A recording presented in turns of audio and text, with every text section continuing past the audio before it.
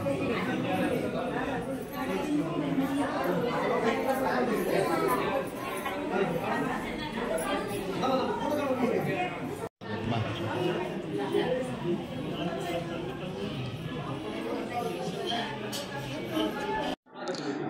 मराठीच्या सर्व प्रेक्षकांचं स्वागत आहे। यावर्षी धाराशिव जिल्ह्यामध्ये विक्रमी पाऊस झालेला आहे आणि शेती पिकांचं तर नुकसान झालंच, परंतु काही लोकांना विशेषतः भूम आणि परंडा या भागातील लोकांना आपली राहती घरं सोडून अंगाच्या कपड्यांनीसी एक सुरक्षित निवारा शोधावा लागला। असेच एक गाव आहे भूम तालुक्यातील पांढरेवाडी। भूम तालुक्यातील ईट या परिसरामध्ये असणारे पांढरेवाडी हे गाव मांजरा नदीच्या तीरावर आहे आणि संगमेश्वर जो प्रकल्प आहे त्या प्रकल्पाच्या तीरावर आहे। या लोकांना ज्या दिवशी महापूर आला होता त्या दिवशी ईट येथील जिल्हा प्राथमिक शाळेमध्ये स्थलांतरित करण्यात आलं आणि इथंच माझ्या पाठीमागं तुम्ही बघू शकता या लोकांचा संसार आणि कपड्यांनीशी हे पांढरेवाडीचे नागरिक हे जीव वाचवण्यासाठी आपला त्यांची व्यवस्था इथं प्राथमिक शाळेमध्ये करण्यात आली। प्रशासनाने त्यांना सहकार्य केलं, परंतु या लोकांना मागील 15 वर्षापासून पावसाळा आला की काही दिवस विस्थापित व्हावं लागतं। आपलं घरदार सोडून, शेती सोडून जिल्हा परिषदेच्या शाळेचा आसरा घ्या किंवा प्रशासन ज्या ठिकाणी त्यांना सांगेल त्या ठिकाणी त्यांना आसरा घ्यावा लागतो। सध्या विस्थापित झालेल्या या लोकांना महाराष्ट्रभरातून मदत येत आहे। कुठल्या ना कुठल्या मार्गाने यांना संसाराचे साहित्य, खाण्याचे पदार्थ हे येत आहेत, परंतु यांचा मुख्य प्रश्न आहे तो म्हणजे किती वर्ष आम्ही असंच विस्थापित होऊन जगायचं। कारण दर पावसाळ्यामध्ये नदीच्या पाण्याची पातळी वाढते आणि पुन्हा यांच्या घराला धोका निर्माण होतो, शेताला धोका निर्माण होतो। आत्ता आम्ही या जिल्हा परिषद प्राथमिक शाळेच्या केंद्रात आलेलो आहोत। इथे यांचा संसार असाच आहे उघड्यावर। मागील आठवडाभरापासून हे नागरिक याच ठिकाणी जीवन जगतायत। आता तिथली काहीशी परिस्थिती ओसरलेली आहे, सुस्थितीत झालेली आहे। आता हे यांच्या घराकडे परत जाणार आहेत, परंतु आपण जाणून घेऊया यांचे नेमके काय प्रश्न आहेत, त्या दिवशीची परिस्थिती नेमकी काय होती, पुराचा सामना यांना दरवर्षी का करावा लागतो, कसा करावा लागतो। मला तुमचं नाव सांगा। माझं नाव अपर्णा अंकुश हुंबे, राहणार पांढरेवाडी। भूम त्या दिवशी जो पाऊस पडला होता काय परिस्थिती होती, कसा होता पाऊस? त्या दिवशी जोरदार पाऊस होता आणि अचानक म्हणजे तलावाचा म्हणजे पांढरेवाडी या गावाच्या मांजरा नदी हे वाहत आहे आणि त्याच्या लगतच पांढरेवाडी गाव आहे आणि संगमेश्वर प्रकल्प हा त्याच्यावरती आहे गावाच्या। त्याच्यामुळं पाणी अचानक आलं आणि पूर्ण पाऊस असल्यामुळं आम्हाला अंधारात कुठंही हालचाल करता येत नव्हती। अचानक घरात पाणी शिरल्यामुळं म्हणजे आम्ही सैरावर धावलो। किती वाजता घरामध्ये पाणी शिरलं होतं आणि किती वाजता हा प्रसंग सगळा घडला? पाऊस रात्रभर चालू होता आणि संध्याकाळी 2 वाजता घरात पाणी शिरले होते अचानक। आणि सकाळी मग परत तलाठी मॅडम आणि ग्रामसेवक हे सकाळी आले, तिथं हजर झाले। यापूर्वी देखील घरामध्ये मागच्या पावसाळ्यामध्ये पण झालं असं, याच्या अगोदर पण पाणी गेलं, तर त्यावेळेस आम्हाला म्हणजे तात्पुरतं स्थलांतर केलं होतं ईटमध्ये शाळेमध्ये। तर त्यावेळेस पण असं सगळेजणांनी म्हणजे आम्ही प्रस्ताव दिला, कारण आम्हाला त्यावेळेस समजलं नव्हतं की नुसतं आम्ही गेलो, ते म्हणले आम्ही करू पुनर्वसनासाठी, पण त्यासाठी प्रत्येकाने आम्हाला आश्वासन दिलं, त्याच्यासाठी कुणीही काही बघितलं नाही आणि आम्हाला पण समजलं नाही। आम्ही शेतकरी असल्यामुळं जास्त काय आम्हाला माहीत नसतंय कुणाकडे जायचं काय। आम्ही त्यांच्यावर विश्वास ठेवला, कारण की म्हणलं त्यांनी आमचं पुनर्वसनासाठी काहीतरी मार्गी लावतील, आम्ही ते आश्वासन धरूनच आत्तापर्यंत हे केलं। पण आत्ता सगळीकडे समजलं की ती म्हणले कुठं काय जागा नाही, काय नाही। मग ह्या वेळेस आणल्यावर आम्ही म्हणलं ग्रामपंचायतमध्ये नको आम्हाला, कारण ते काय करते लोक ग्रामपंचायतमध्ये त्यांना काय त्रास होणार आहे, कारण ते म्हणते राखे ग्रामपंचायत पण ही ग्रुप ग्रामपंचायत आहे पांढरेवाडीला। ते म्हणते तुम्ही किती पण दिवस तिथं पांढरेवाडीत ग्रामपंचायतमध्ये राहावा, काय त्रास नाही। पण आम्ही एकच महिलांनी निर्णय घेतला, सगळ्या महिला म्हणल्या आपण काय करू, जिल्हा परिषदमध्ये आपण मागणी करू, कारण जिल्हा परिषदमध्ये त्यांना शाळा असली तरी पण आम्ही हटणार नाहीत इथून, का तर आम्हाला पुनर्वसनासाठी गरज आहे। आमचे मुलं ते आणि आम्ही असं आलो की म्हणजे जे अंगावर कपडे त्याच कपडे तेवढेच आहेत. आणि हे दिलेलं आहे, हे तुम्ही म्हणतात ना ह्यांचा संसार, हे आमचा संसार नाही, हे आम्हाला मदत दिलेली कुठल्या संस्थेने, कुठल्या NGO म्हणजे दुसऱ्या अशा प्रत्येकाने मदत दिलेली आहे. आणि प्रत्येकाने मदत दिलेली ती आमच्याकडे, त्याचा काय उपयोग आहे आम्हाला? तात्पुरती मदत ही आम्हाला नकोच. आम्ही महिला आहेत का, जोपर्यंत कुणीतरी येऊन प्रत्येकजण आता आम्हाला म्हणायला लागलेत, आता आम्ही तहसीलदारांना हे केलेलं आहे, निवेदन दिलेलं आहे, त्यांची पोचपावती घेतल्याशिवाय इथून जाणार नाहीत असा निर्णय केलेला आहे. कारण आजचं नाही हे प्रश्न, 15 दिवस झालं मुलांची शाळा आणि त्यांचे दप्तरं ते सगळे वाहून गेलेत. एवढेले लहान मुलं सांगतात की आमचं म्हणजे अभ्यास बी गेला, पूर्ण दप्तरं गेले वाहून. तरी प्रशासनाला किती मीडियावर ह्याचं व्हायरल झाले, तरी पण कोणीही म्हणजे याची दखल घेईनात. त्याच्यामुळं आम्ही आज हे केलं, तर आम्ही आणखी पण असंच महिला येऊन तहसीलमध्ये जाणार, जिथं जिथं वाटेल तिथं आम्ही जाणार. कारण प्रत्येक महिलेला हे घरातलं आहे का महिलेलाच माहीत असते. आता पूर्ण परपंच आमचा म्हणजे संसार भिजलेला आहे, ते काय कोणी पुरुष थोडेच आमचे पुरुष नीट करू लागणार आहेत का? आम्हाला जाऊन आता करायचं, 2 दिवसावर दसरा आलेला आहे, काय करायचं आता? मला सांगा, हे तुमच्या गावचे किती कुटुंब आहेत असे इथं विस्थापित झाले? 45 कुटुंब आहेत इथे आणि एवढ्यांनी इथं आलेले आहेत. प्रत्येकाने आम्ही असंच 4 दिवस म्हणजे 8 दिवस झालं, 15 दिवस झालं आमचा जीव धोक्यात आहे. तर आम्ही 8 दिवस झाले इथं आलेलो आहोत. तर ह्याचा आणखी पण कोणी येऊन आम्हाला म्हणणार की धरा हे तुम्हाला पोचा. कारण दुसरं जर तुम्हाला काय करायचं म्हणलं तर तुम्हाला एका दिवसात, एका रात्रीत आणि एका मिनिटात होतं आहे. मग आज 8 दिवसात जर कुणाला काय करायचं असतं, आमच्याकडं कोण का घेऊन आलं नाही, हे धरा तुम्हाला पोच आणि तुमचं आम्ही हे केलं आहे. कारण तुमची मदत ही तात्पुरती. कारण आता नुसतं पांघरायला आणि खायला दिलं, उद्या तुम्ही म्हणलं तर आम्हाला इथून जा म्हणलं तर आम्हाला जावं लागेल. उद्या गावात जाऊन काय करणार? उद्या आणि पाऊस सांगितला आहे, उद्या जर पाऊस आला आणि आम्ही इथंच कुठं यायचं, कोणाकडे जायचं? ते ये म्हणते ग्रामपंचायत म्हणजे आम्हाला मदत करतील, पण शासनाची तातडीची जी मदत तर गरज आहे आम्हाला. आणि शासन काय करायला लागलं आहे, द्यायला लागलं आहे फक्त नुसतं की.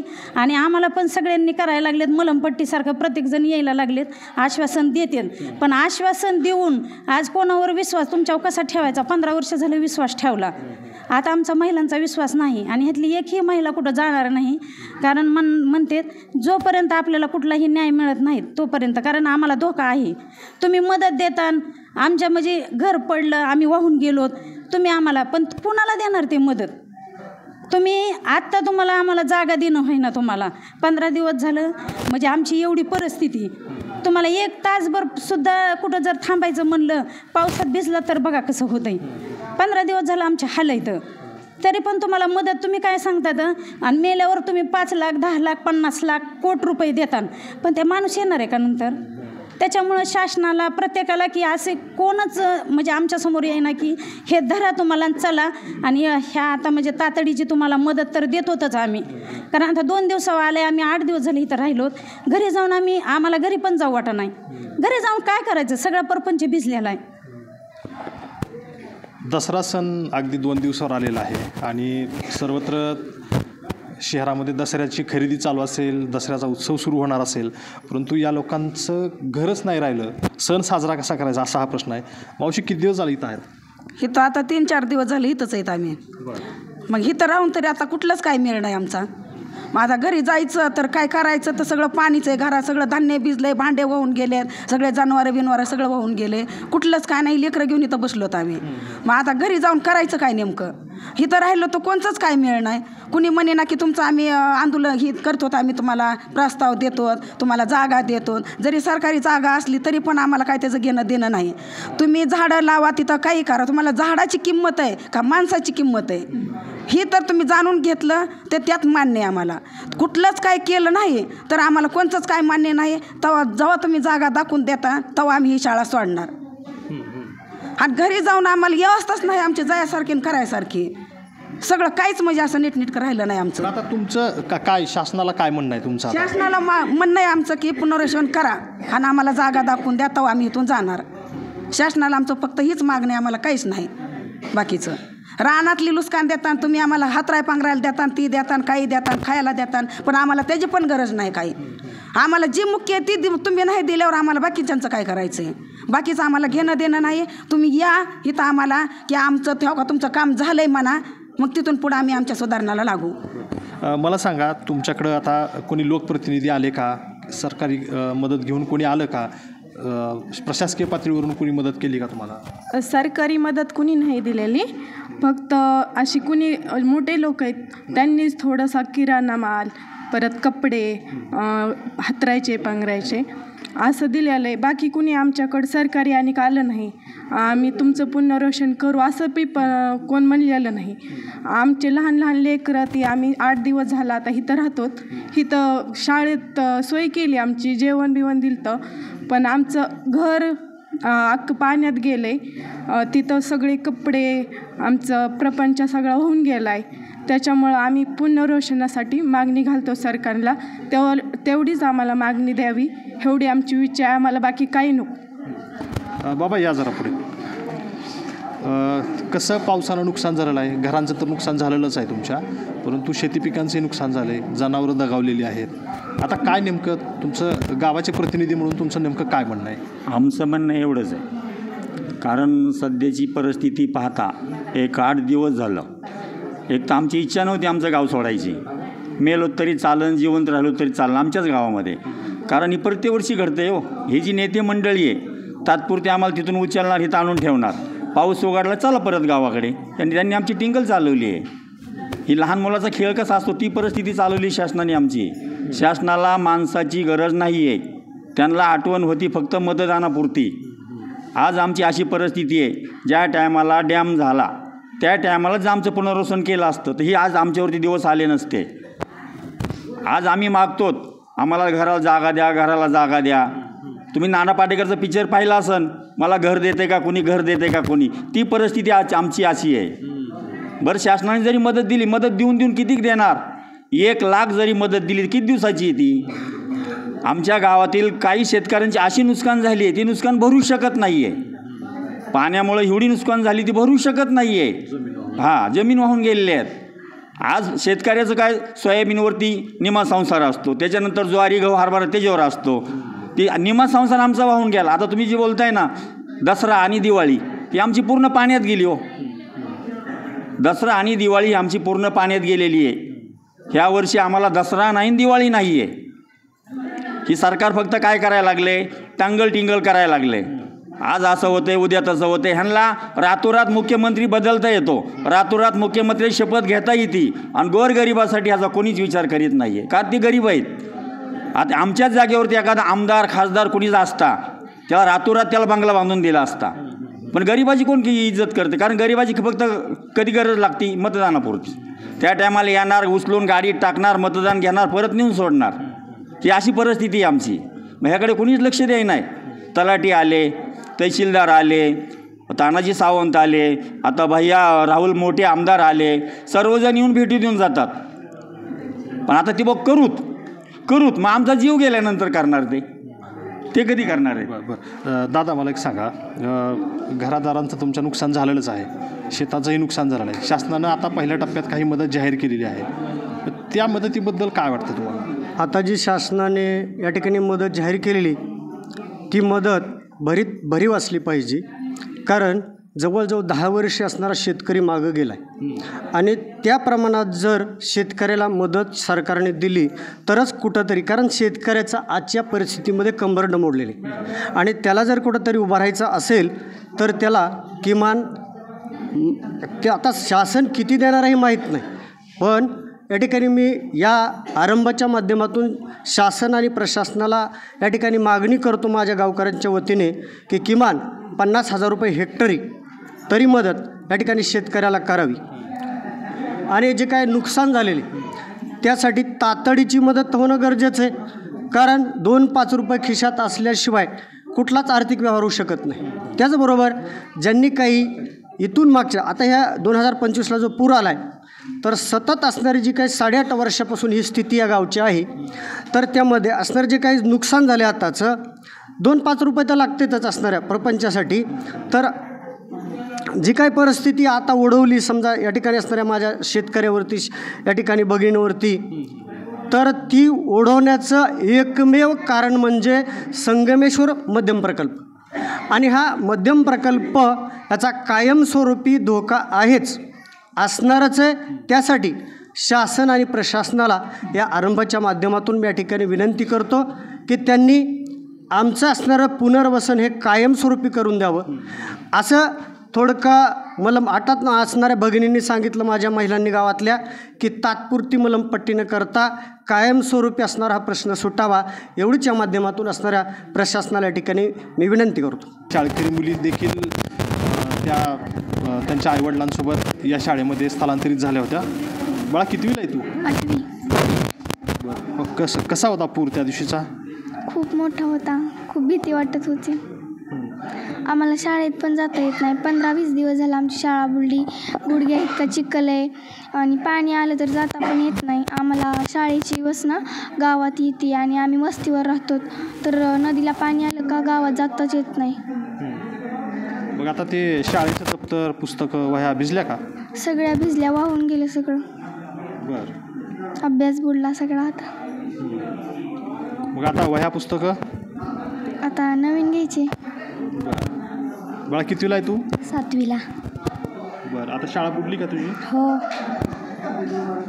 वह्या पुस्तकं तुझी? वाहून गेलं. बरं, दुसरी मिळाली का नाही तुला नवीन? नाही, घ्यायचे नवीन आता. नवीन घ्यायचे? हो. तू कितवीला आहे बाळा? 4थीला. तुझे वह्या पुस्तकं पण गेले का? हो, कुठे ठेवले होते? खालीच. तिथं पाणी आलं का? हो. ये बाळा तू.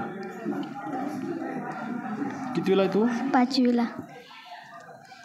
आता शाळा बुडली? हो. शाळेत जायला येत नाही, पाणी आलं त्यामुळे. बरं. वह्या पुस्तक सगळे भिजले, वाहून गेले.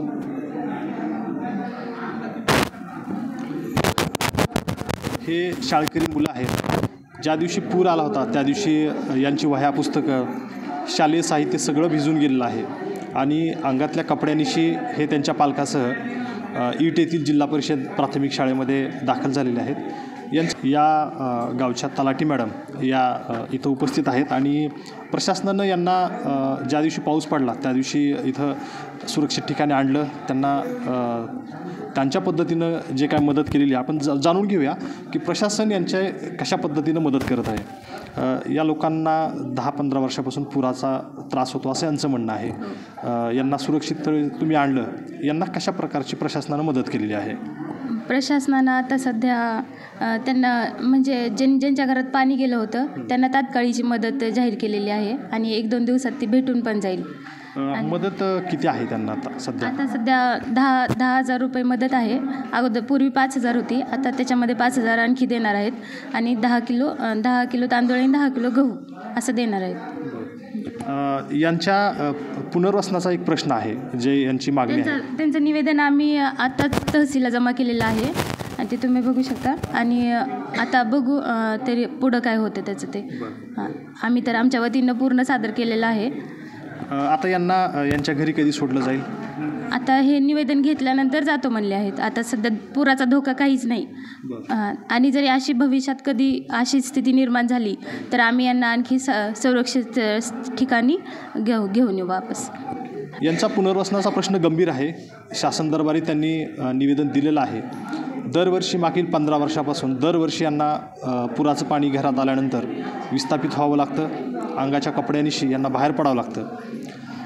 पांढरेवाडीच्या महिलांची एकच मागणी आहे की शासनाने, लोकप्रतिनिधींनी त्यांच्या प्रश्नाकडे लक्ष द्यावं, त्यांना हक्काचं घर द्यावं, जिथे पूर येणार नाही, जिथे घरापासून दूर जाता येणार नाही अशा ठिकाणी त्यांना घर द्यावं, अशी एकच मागणी आहे.